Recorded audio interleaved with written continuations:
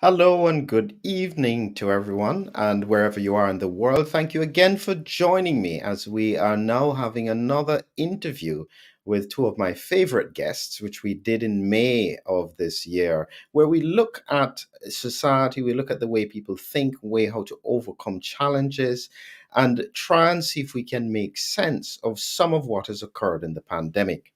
One of the problems that we've got is that there needs to be an acknowledgement that although the politicians were being led by some degree of science and they implemented vaccine mandates across the world, largely this was executed by the general public who embraced it lavishly. And we have to ask ourselves, why was that? What can we learn from this era of COVID discrimination? A lot of the people are still struggling with these hurts, and we need to understand how do we prevent this from occurring again. So I will add to our screen, I'll get them to introduce themselves. We have Jane and we have Christian. Who wants to go first with regards to introducing themselves? Don't all jump at once. Ladies first. Ladies first. Jane, go ahead. You do an Okay, thank introduction. you, Philip. So I'm Jane Gunn. I'm, as you say, a retired or former lawyer. I'm now a commercial mediator. I do specialize in workplace and employment mediation, and I have in the past worked in the field of medical negligence. Excellent. And Christian? Hi, I'm Christian Buckland. Thank you very much, Philip, for having me back here. I'm a psychotherapist in Berkshire, got a doctorate in psychology and psychotherapy and counselling. And in addition to my clinical work, I'm the psychological advisor to UKCB Family, which is the UK's largest vaccine injury support group. Excellent, excellent. So, yes, we're going to be taking on this topic because this is important at the moment because we have to overcome some of these challenges. And now, what I'm going to be using as the framework is this very valuable document. And so, in case anyone has never seen it, this was only published. Sorry, Christian, let me just get back. This was only published in the past couple of weeks, and I'll get it so that you can see exactly what it's about. It's the National Citizens Inquiry, Canada's response to COVID-19. It's a 600-page document, final report into the inquiry and the appropriateness and efficacy of COVID-19 response in Canada. So it was only published the 28th of November 2023. And it was done by the citizens, not by the government, because they didn't think the government would necessarily be as objective. And these were the four commissioners, the independent commissioners, and they looked at multiple aspects of the pandemic. I'm going to use this to guide some of our discussion and get some ideas about where we are. Now, Christian, you are going to be speaking as well at the UK COVID inquiry. Any thoughts as to what we are doing in the UK? Are we doing this comprehensively enough? I think we're missing some really vital questions, like why do we lock down in the first place? Why do we throw away our pandemic preparedness plans in the first place? Those questions seem to just be brushed out altogether, and asking for things like risk assessments to everything. So there's so much that I don't think is going on. I hope to be called. I've been put forward, but it's still down to the inquiry if they will put me forward for it.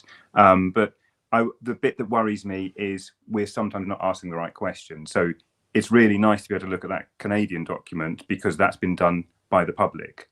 So it's going to ask questions that the public want, because what I fear at the moment is we're not asking any of the questions we're supposed to be asking. Any thoughts on it, Jane? Yes, I mean, both Christian and I were part of a meeting earlier this week, and the conclusion from that was that what we really need to be looking at is the record level data. You know, where's the sort of very basic data, the kind of data that's been previously compiled by the ONS, the Office of National Statistics, that shows us what you would call the raw data.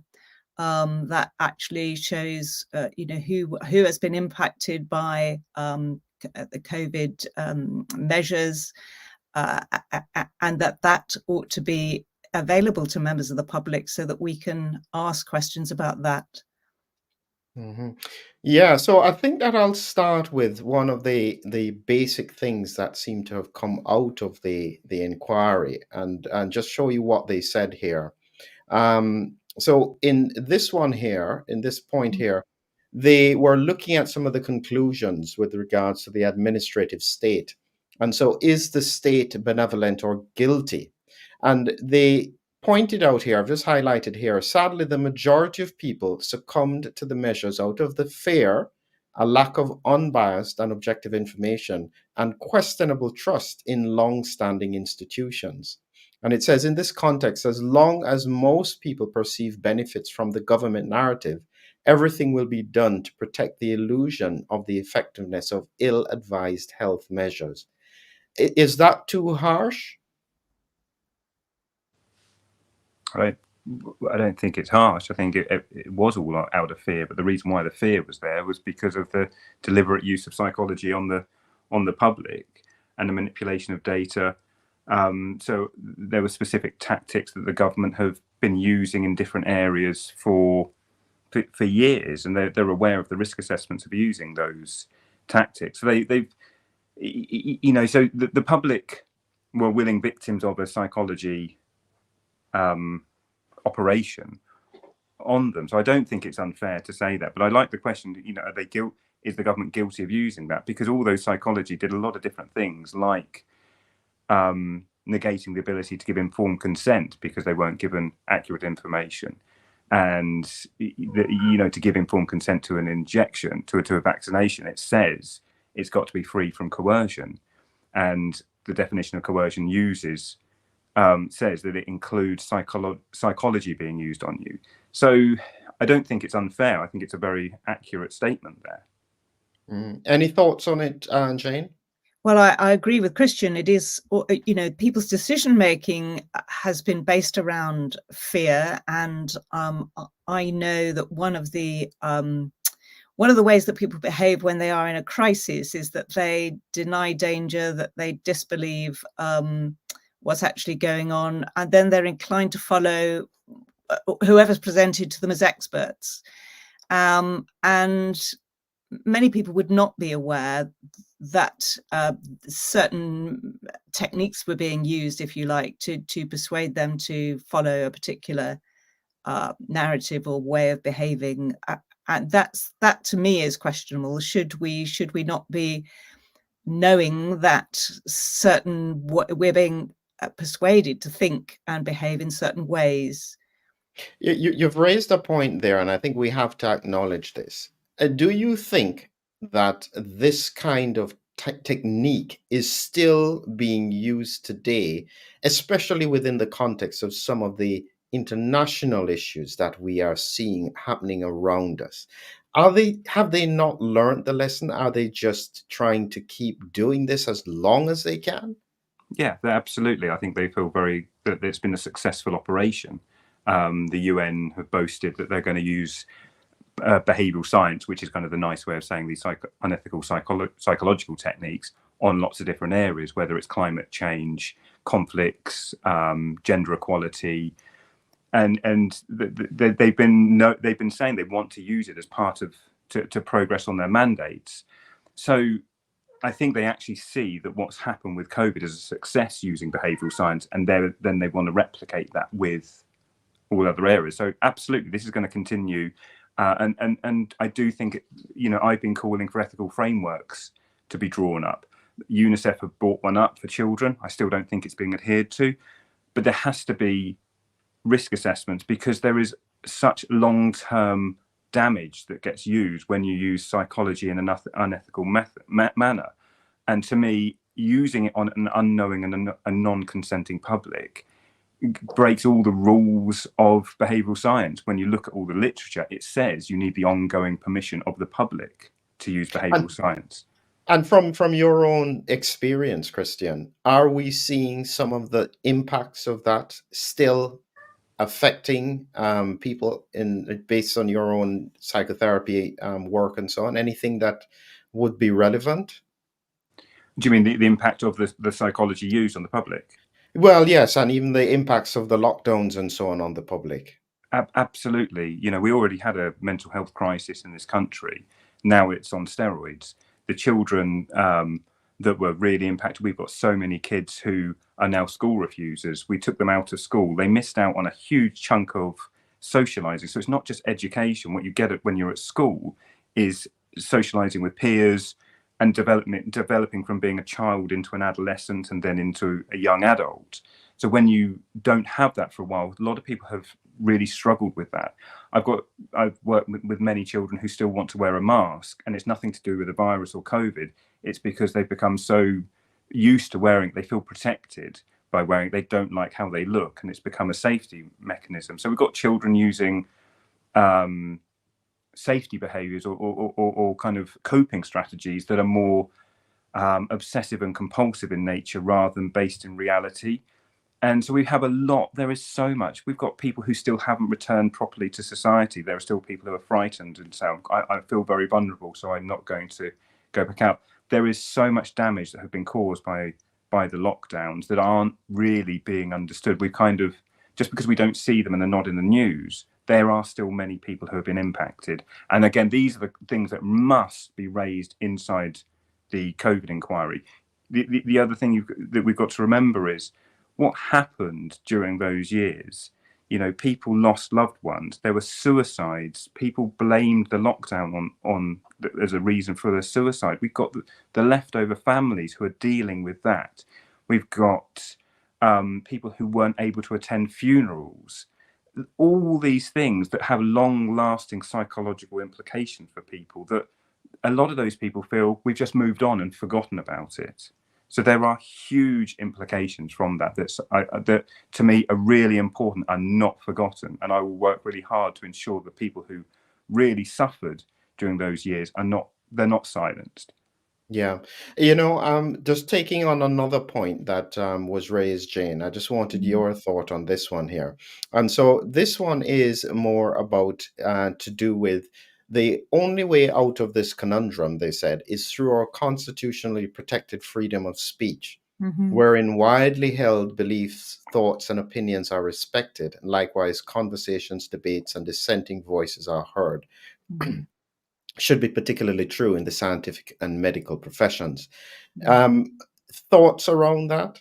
Well, I couldn't agree more, actually, Philip. I think, as a mediator, the way we approach problem solving is through conversation and debate. We have a framework for that, which enables us to explore deeply where people's narrative, where their opinions come from, and therefore to understand that and dig a bit more deeply, and also to look at, so the mediation process, if I might summarize it very quickly, looks at the narrative and where that comes from. Then it explores much more deeply. So it goes into a deep exploration of where that narrative comes from, evidence, experience, what has people's experience been, and that kind of thing. Then it looks at solutions, at multiple solutions, not at one solution to one narrative. So we're looking at several narratives. We're looking at multiple people's experience. Then we're looking at what is the plethora of solutions, and then looking for some criteria on which you make a decision on those solutions, and then making a commitment to move forward with those solutions. So it's a very comprehensive process, but the basis of it is open dialogue and debate, non-judgmental, to look at all of those issues in one go. Yeah, that's great. That's great. And Christian, back to that point about coercion, and I thought that this was something that was really important that came out of it. And when they spoke about this in the inquiry, they said, what is surprising is how easily Canadians and their courts accepted coercive government actions in pursuit of getting every person injected with the same substance, regardless of the person's medical history or risk for serious disease from COVID-19. The hard-won principle of my body, my choice, gained by feminists after years of fighting for the rights of women to control their own bodies, vanished during the second year of the pandemic. That seems to be so true. Absolutely. We gave up a load of our hard-earned freedoms, it felt. The principle of informed consent, my body, my choice, all those things were thrown under the bus. And, why? it was, yes, there's a lot of coercion and a lot of fear, but also the public went along with it. And I think, you know, a lot of people don't want to be reminded of actually maybe their actions or maybe what they said back in the last couple of years. But I think it's actually very important that it is analysed and we do look at what actually happened, because you know that what you put there, it was the Canadians and the courts, so it's the public and courts. And I remember, I was quickly trying to look for it, I remember seeing a video clip where, and I can't remember which government minister it was, but the quote was, "Ignore rules. If lawyers get in your way, come to us and we'll find ways of bulldozing them out of your way." And it felt that, you know, were solicitors and lawyers then kind of just told to kind of not get in the way? To where did that come from? Was that top down from the government? So it started with the government and the psychology that was used and the coercion, and then the public then were the vehicle for pushing that forward. And that started very early on. So when we're talking about the vaccines, we're actually saying this started way, way, way before, with the going outside and clapping for the NHS, which again is all about idolization. Clap for the NHS even though people are dying in their own home of any disease going, because the NHS has closed the doors to anything other than COVID, but we still say it's the best thing on this earth. There's a very, very powerful technique of getting people all in it together. So there were all these different techniques that got the public on board with coercion. Do you remember the sort of people were phoning the police to say, "I think my neighbour's been out shopping more than once," or "I think they've got too many people around their house." And this was kind of celebrated, and that was splitting society into camps and tribes, and people like to be in a tribe. They like to have an enemy. And I think very early on it was, you're the good guy if you obey all of the rules, and if you question any of the rules or you break any of the rules, you're the bad guy. And people, I think actually I was going to say on an unconscious level, but I think consciously as well, they liked that. And that is the very worrying aspect, because then that followed through, not just through on the lockdown and mask wearing. And also one other thing I remember, the chief of the Metropolitan Police saying that her hope is that shoppers will shame, or the public will shame the other members of public into compliance with wearing masks. So again, and more authority figures were telling us to discriminate, telling the public, and then the public went along with it. So it was a government approved form of discrimination, and that was small to some degree with the lockdown and masks, and then it really expanded in 2021 into the vaccine, where it's actually pushing people to take a medical procedure whether they wanted one or didn't want one. So there's a lot in that, and I feel very strongly that the discrimination was so strong, and it comes from the government, but the public, as I say, would then were they willing in it, willing to carry it forward, and forgot their ethical frameworks. Yes, willing and enthusiastic participants would be one way of putting it. And again, now, Jane, this is now coming right into the crux of it, because it's one thing to feel upset about something, but it's completely another thing to take away someone's work and livelihood because of your perceived views. This is really a big difference. So the inquiry again dealt with this, and it showed here, it said, as they said about coercion, but they said workplace mandates caused many to accept a COVID-19 vaccine who didn't want one.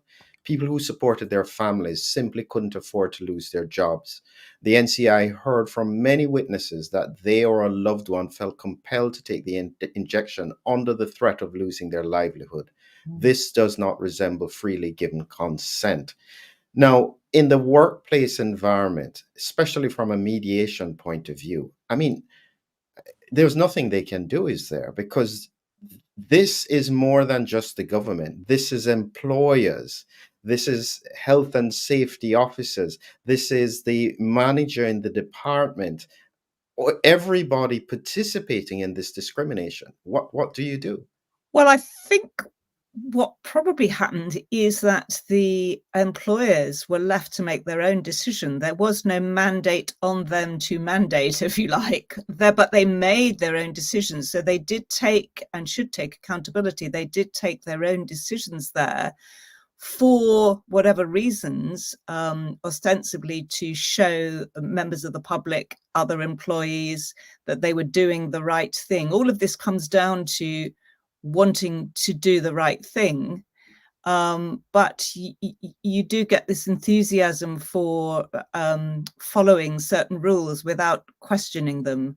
And I think employers were left to take the responsibility for making those decisions themselves, and did so. And the consequences, as you have outlined.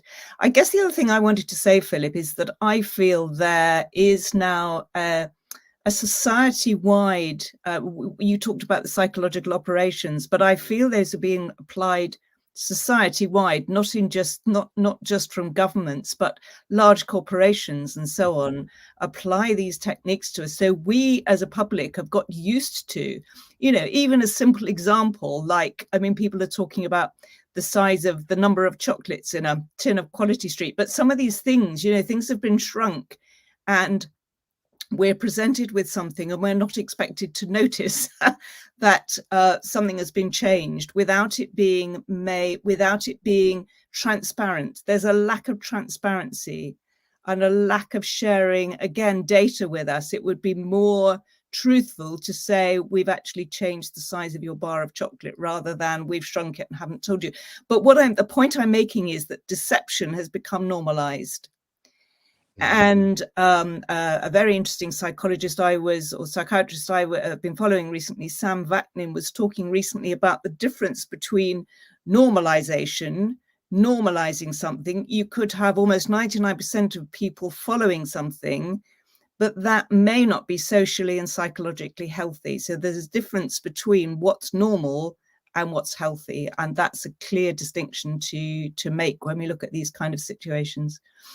Yeah, and actually, what you said there was quite clear. Is that the private companies unilaterally impose mandates on workers outside of their existing labor contracts, based on a wholesale adoption of the Government of Canada's or provincial or territorial health directives.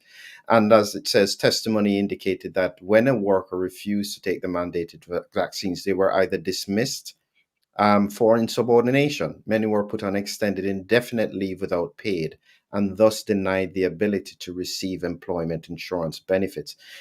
One of the things that I'm raising with this is that how some people would like to walk past this and say, okay, that was behind us. I didn't really mean for you to lose your job personally, but if you didn't do it, you deserve to. What is the thinking there, Christian? What do you perceive is going on? I think cognitive dissonance is at play. They know what they did was wrong. That is wrong. It's unethical to coerce anyone into a medical procedure. It goes against all of our ethics. It's, in the UK, the Green Book of Immunisation states these things. So, I think everyone now just wants to forget about that and say, well, we didn't know and we all did our best. But actually, there are principles in place to ensure that we never take a guess at certain things. There is a line in the sand where you do not cross those lines. And one of them is about coercion of medical procedures. So, and this where I think the fear comes into it. So out of, because of the manipulation of fear, and it was deliberately used. And, we know in the UK it was artificially inflated. The government have stated that. We know that it's artificially inflated. We've seen those reports. So because they have done that, I think it's now we want to brush past this and forget all about some of the things that we have done. But I don't think we should. We need there, number one, because people have been traumatized. People have lost their jobs. People have lost their homes. People have lost loved ones through these vaccines. And this is such an important topic that we don't just brush over it. I feel very strongly that we can't, because we'll be back in this situation again if we're not careful. And so just to give you some examples here, and these were again in the inquiry. So this was from one person here. So she was an advanced care paramedic. She had worked for 24 years in the service. And so she was first suspended and terminated for willful misconduct for jeopardizing workplace health and safety. because she didn't take the vaccine, even though she had infection and did not require it. Now, she describes a toxic work environment within the health service, which after the vaccines became available, which extended to healthcare workers and the patients who were seeking the services. Now, what I'm highlighting here is that I don't see how you blame the government for that. That's people. I think it's a mixture. I think that it started with the government using fear, and the behavioral scientists who recommended it will know what happens when you induce fear in a population. They will know what then happens, that it ripples out, then people do their own thing. So I think it does start there, but then there also has to be accountability for corporations, organizations. There has to be, but I think it's not mutually exclusive. I think that both are at fault here. So, Jane, so they imagine the person coming back into that same job after, say 2 years out, as what happened in New York. How do they interact with their colleagues? Well, I guess they'd find it very challenging. I mean, there probably would still be some stigma. There would be a sense that, they didn't play the game at the time. So it would be very challenging for them to come back. And I mean, in different circumstances, these are the kind of things that I mediate. How do people return to a working collaborative relationship when they've been divided by different opinions and narratives, and these are challenging things to do, but it's possible. I think that some hard work is needed to be able to bring those people who were alienated from their jobs or from society back in. I mean, many people have suffered schisms in their families and friendships. All three of us would recognize that. So it's not just in the workplace. Again, this is across society where we are seeing the fallout, the very significant fallout of these measures, I think. Yeah. And so I'll ask you this thought, Christian. This is that one other person's wife was subject to a vaccine mandate, and the mandate was not imposed by government regulation, but it was adopted by the company management. They wanted to get pregnant, and so they didn't want to get vaccinated. They were worried about it. They applied for an exemption, couldn't get it. His wife was bullied and coerced from all sides of her work, including her union, which would not support her. 11 days after being terminated, she took her own life. These are heartbreaking stories. And I'm saying that this is real. This trauma is real for those individuals. You can't just move on, can you? Absolutely. I think this is exactly why I have made a promise that I won't be silent on this, because there are people who have had such awful things happen. That story there is dreadful, is absolutely heartbreaking, and I wish that it was the only one, and it's not the only one, through coercion and all these different things that have happened. It's, there has to be some form of accountability. There has to be, because that will live with that family forever. And people that, as I said earlier, there were people who there are parents whose children took their lives during the lockdown, and they blame the lockdown as an example. So there's lots of different areas here that we can't just walk away from.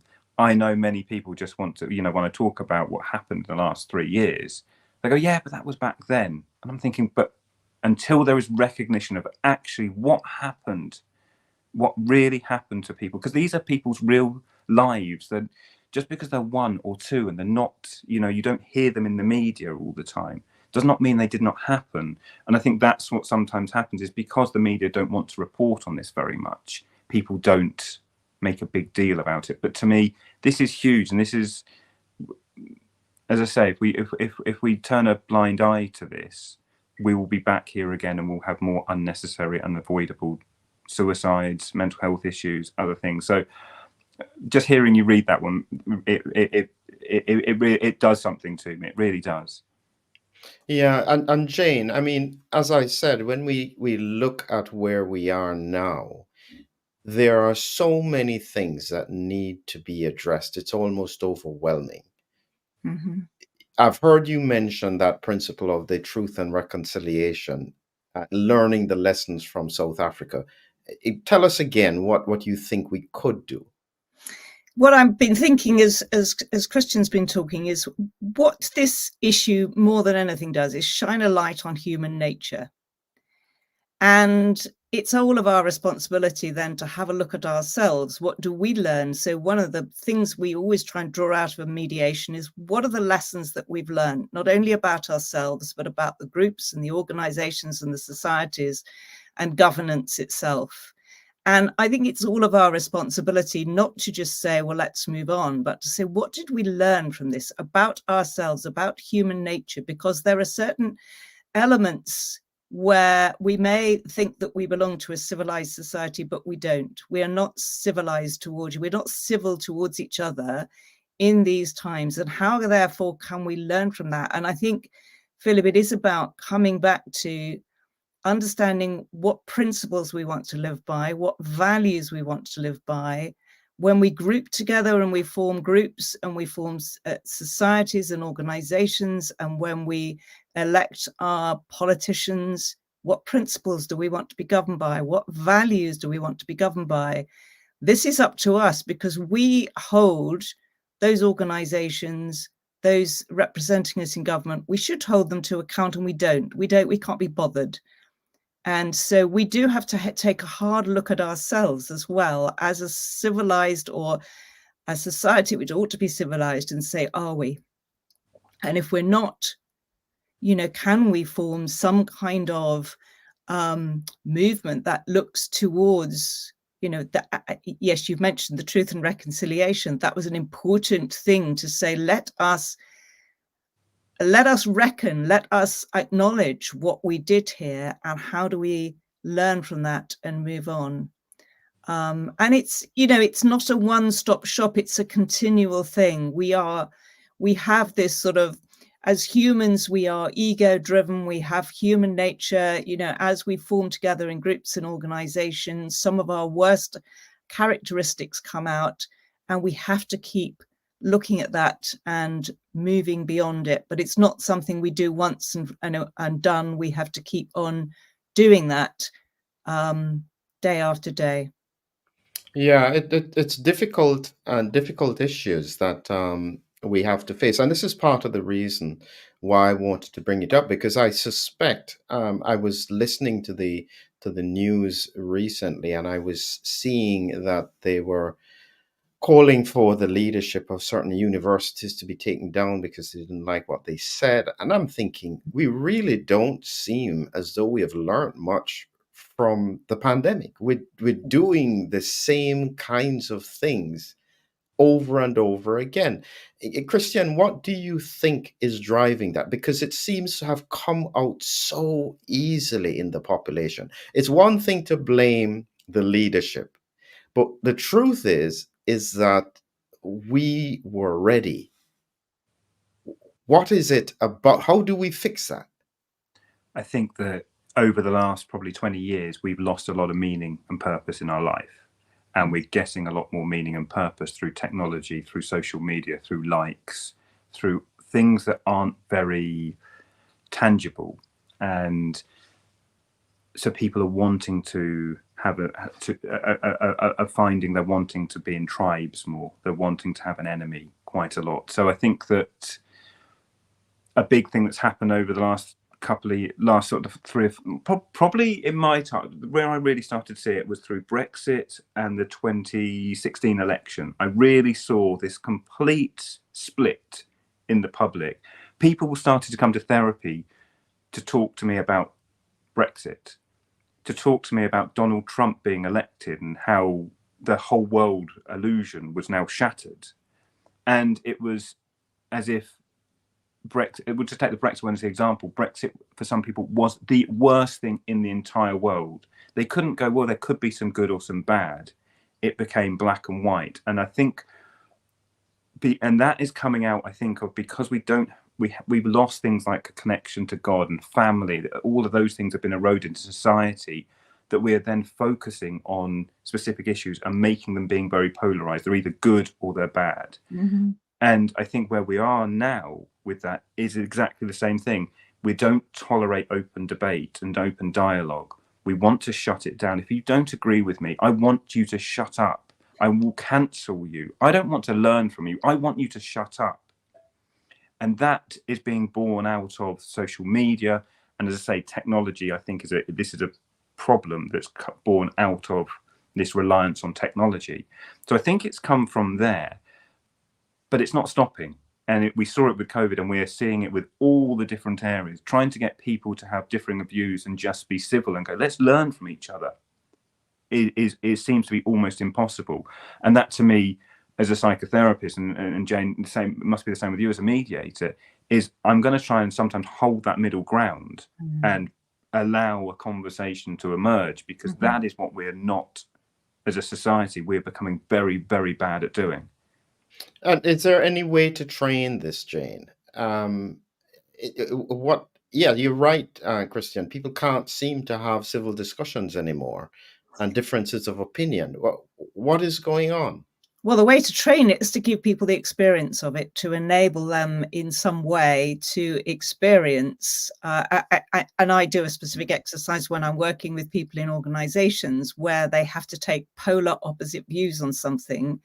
And then they have to explore that by then digging deeper to express their needs, their interests, their fears, their concerns, their beliefs that underpin that. So we have a model that we work with in mediation that says, mostly we operate from our positions, from our narratives. Under that lies a whole wealth of information, which we never bother to question or explore.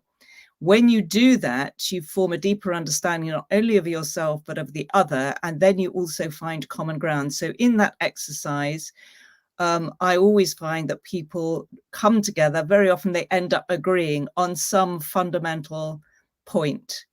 And so it is just giving people the experience of that.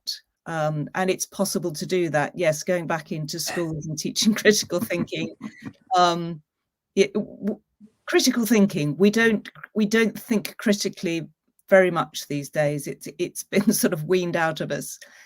I interviewed on my podcast this week somebody who works a lot with young people, and he was highlighting this need for acknowledgement and applause, and then twisting that round and saying, well, how can you enable young people to experience making an impact rather than seeking acknowledgement and applause? So there's a different way there to work with young people too.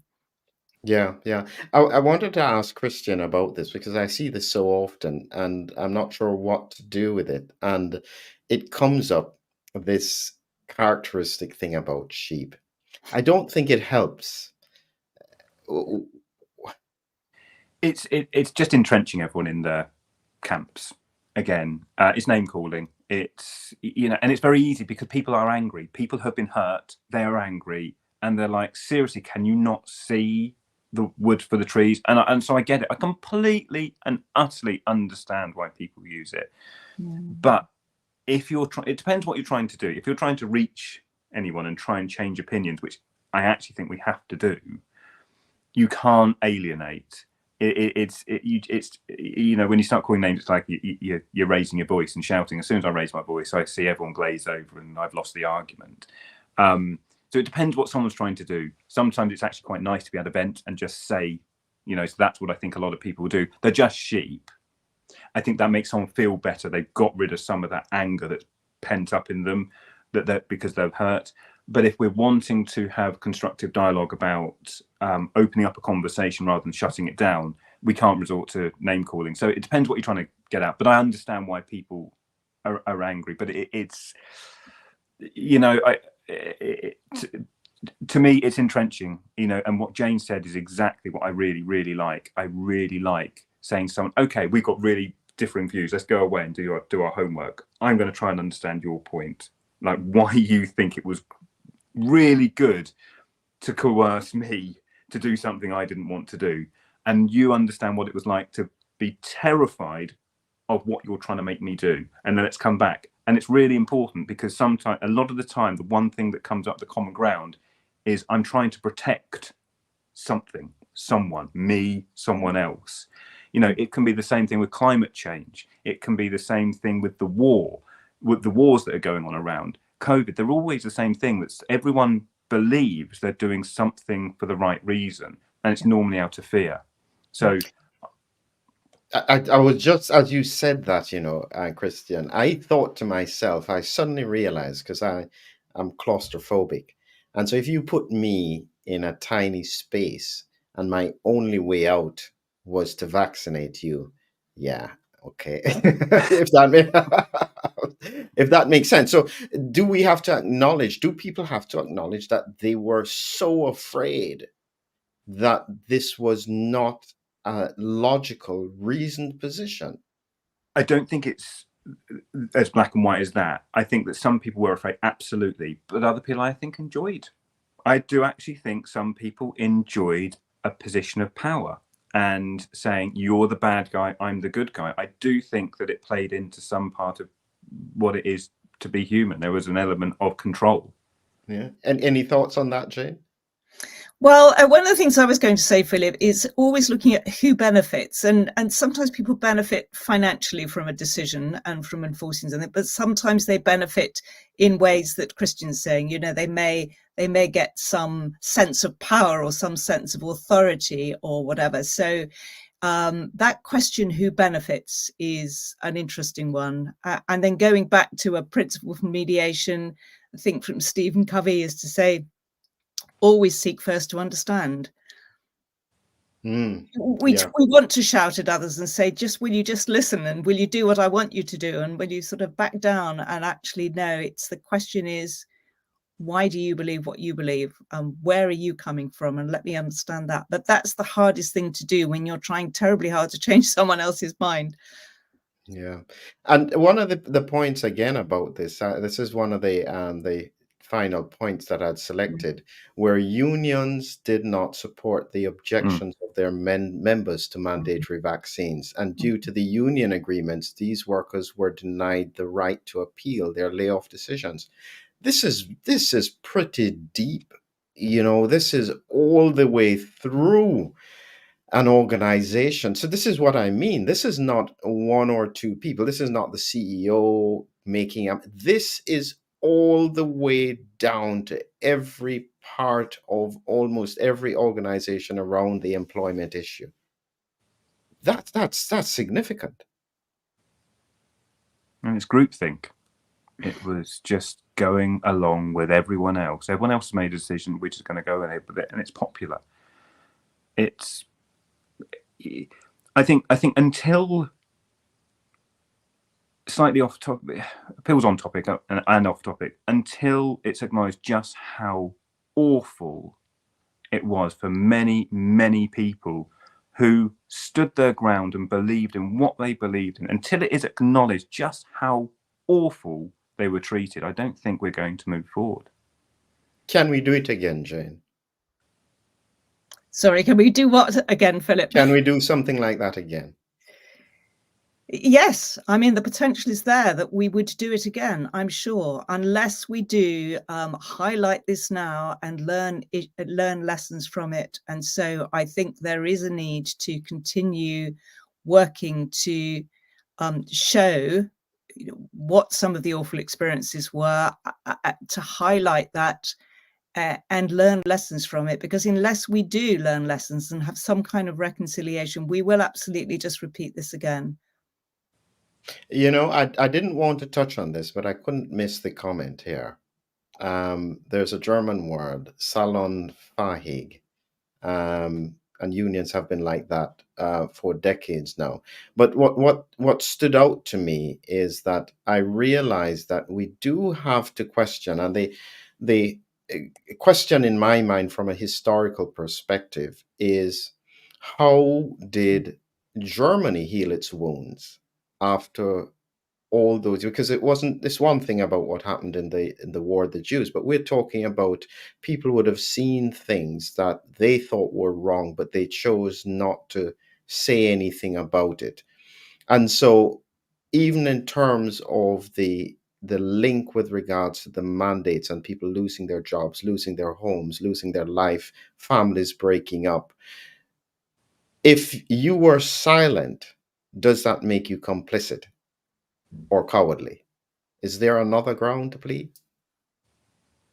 I think, as well as the German experience, the South African one is the same with apartheid, isn't it? I think, there's a similar analogy to draw there. And I don't think it's about, I don't really like this idea of being black and white and blaming people. I think there are just lessons to be learned, very harsh lessons to be learned, and we must learn those lessons. We must, as a human race, learn those lessons. Otherwise, we will certainly repeat the behaviours that we have shown both as individuals and as organisations and in government. Any thoughts, Christian? We will repeat this. I think that is the thing, and that's what I'm trying desperately to make sure we avoid, because we are just ignoring what happened, and people want to ignore it. There's that process. Majority of the public do not want to acknowledge what happened, and when you're talking about the people who just went along with it, and that is a big percentage, people kind of thought, I don't really get, like, just take, I don't know, the lockdown. There's a lot of people who didn't think it was a good idea but went along with it. I can understand. I understand why people went along with things. We don't want to make a fuss. We just want to get on with things. And with the discrimination, we saw it. Maybe we didn't say anything, but I think again, it's just ensuring we shine a spotlight on it, and we don't let it forget. It's a little bit like we're talking about Germany. We still talk about Germany, and it's taught in schools, and we look at the different sides. I think this must never be forgotten.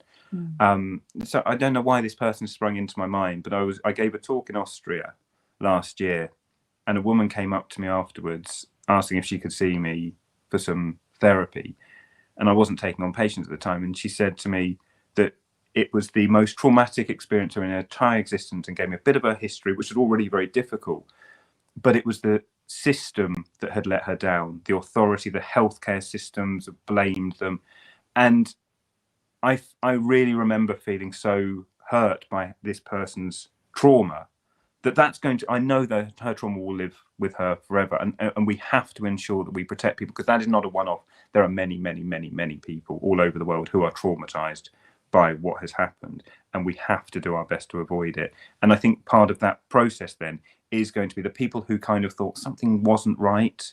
I don't want to blame them, because I want them to feel empowered that if they think that something was wrong, they'll speak up. A lot of people didn't speak up for being othered and ridiculed and attacked and demonized.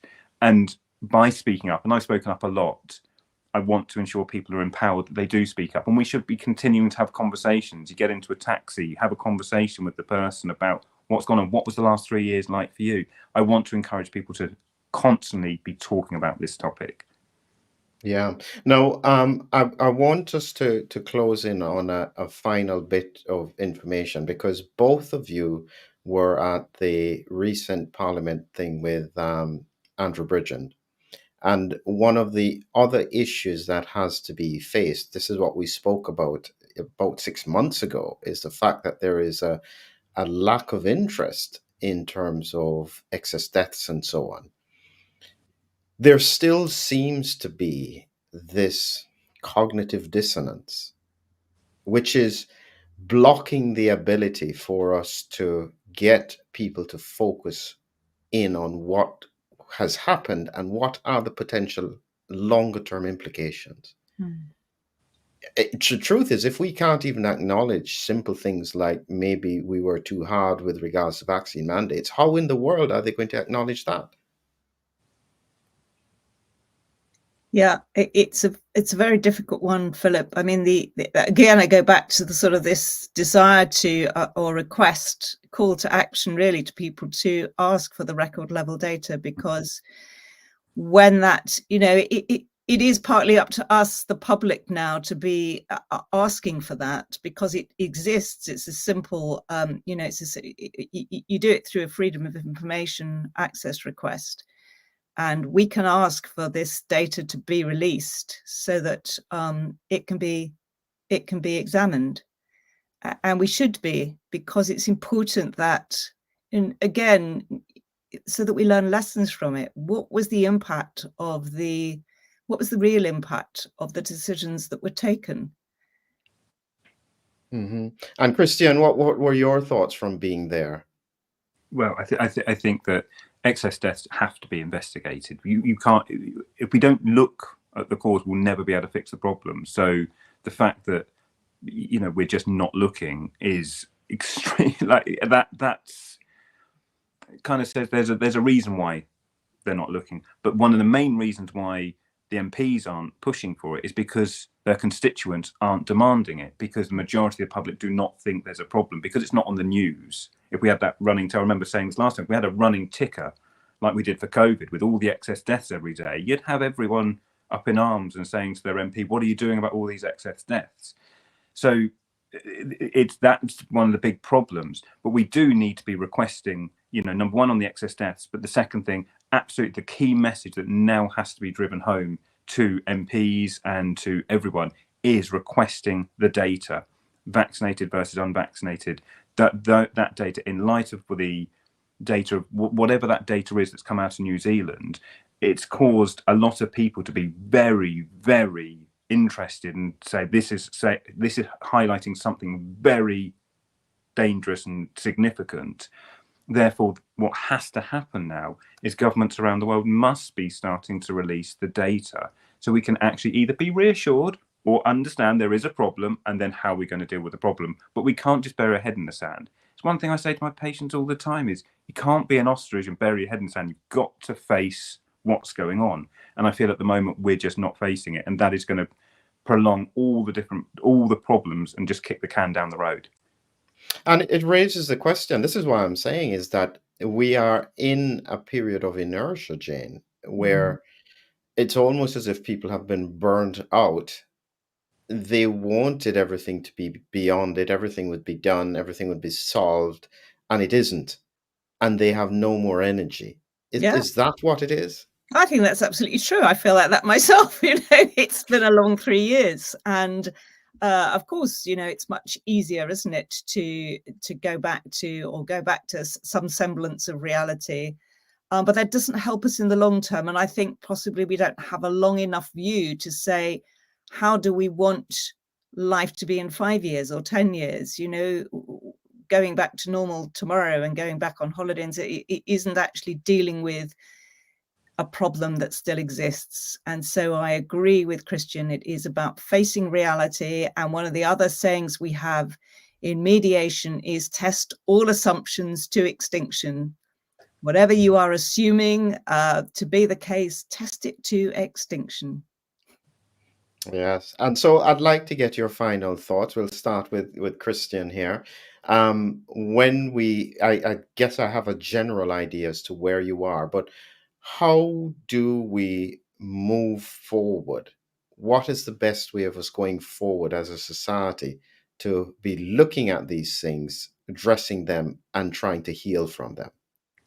I think if you know that something is wrong, then have conversations. I have conversations everywhere I can do. I talk to people about, do you know, what do you make of the excess deaths? How has the last 3 years been for you? Do you feel like we were lied to? Do you feel we were manipulated? I just ask questions. I don't try and tell anyone. And I want to encourage people to be asking more and more questions, because, you know, if I tell someone, say in the taxi, something or ask a couple of questions, and then someone else 5 minutes later gets in that taxi and asks the same question or something similar, it's going to make someone put two and two together and go, actually, that's got a point. So we need to be having more conversations. We need to be encouraging people to speak up and ensure people feel safe that they can speak up. It's good to speak up. It actually feels really good to be someone who is speaking your truth. Sitting on your truth, thinking something doesn't feel right, but I'm not going to say anything, actually doesn't feel good for the soul. To be able to speak what you feel is really, really healthy. So just want to encourage everyone, ask as many questions, and we must acknowledge the harms that have been caused by all of the different things that have been forced on us. Wonderful. And your final thoughts, Jane? Well, I would like to encourage some kind of forum for truth and reconciliation. I don't know what that would look like, but I think that would be a hugely empowering thing to do, that we were able to create a space and a forum where some of these conversations could be had. Wonderful. Yes, wonderful. So, yes, thank you everyone for joining us. And I'd just like to mention that tomorrow, unusually, I don't normally have a live tomorrow, but I've had a pre-recorded interview with a doctor from New Zealand who will be talking about some of the issues that we have had coming out of New Zealand with regards to the data, his perspective, what had happened to him for taking a stance. A really fascinating interview. So if you are interested, please join us again tomorrow while we go through that and learn from different parts of the world the lessons that we all have to go through. So thank you very much again. As usual, a wonderful discussion, lovely thoughts, deep insights, and just stay with me while we do the outro. And thank you everyone who's been with us. Have a great evening. Thank you. Thank you, guys.